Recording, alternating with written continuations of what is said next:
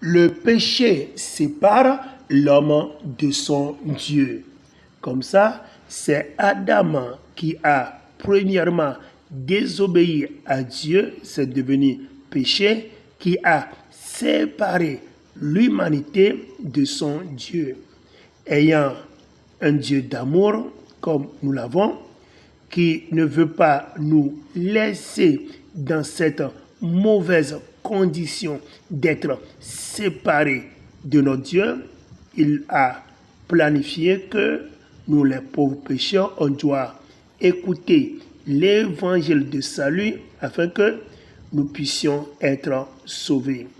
La raison pour laquelle le Seigneur Jésus-Christ est venu dans ce monde avec l'évangile de salut, par exemple, il dit ici à Nicodème, il lui dit que pour entrer dans le royaume de Dieu, il faut que la personne doit être née de nouveau. La personne doit être née d'eau et de l'esprit. Au fait, lorsque quelqu'un est né d'eau et de l'esprit, c'est de cette manière que l'on va avoir le cœur pur.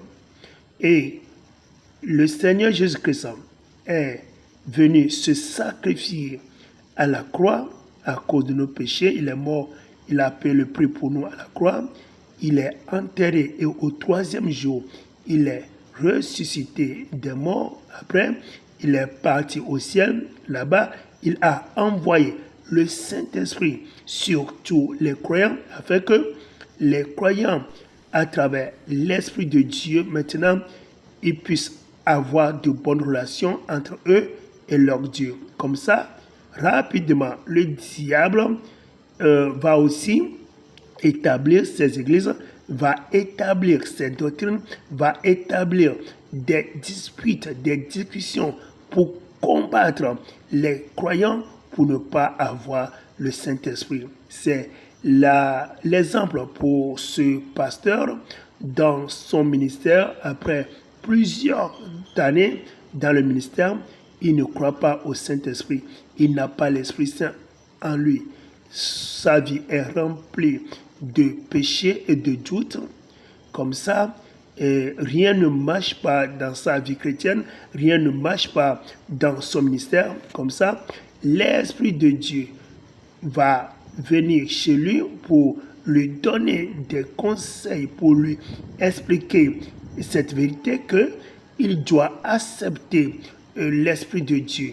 Il doit recevoir la puissance du Saint-Esprit en lui et c'est avec cette puissance qu'il y aura la bonne relation entre lui et son Dieu. Voyons, l'Esprit de Dieu vient entrer dans son cœur et lorsque tu as l'Esprit de Dieu en toi, tu as la puissance du Saint. C'est comme ça on est né de nouveau. Lorsque tu reçois le baptême du Saint-Esprit, tu es né de nouveau. Et comme ça, tu as le cœur pur maintenant. Oui, lorsque tu auras l'Esprit de Dieu, c'est à travers ça que tu auras le cœur pur. Et avoir le cœur pur, c'est que ta vie va changer par la puissance du Saint-Esprit. Et c'est de cette manière qu'il y aura de bonnes relations entre toi, le croyant, et ton Dieu. Et comme ça, tu peux obéir à ton Dieu en toutes choses.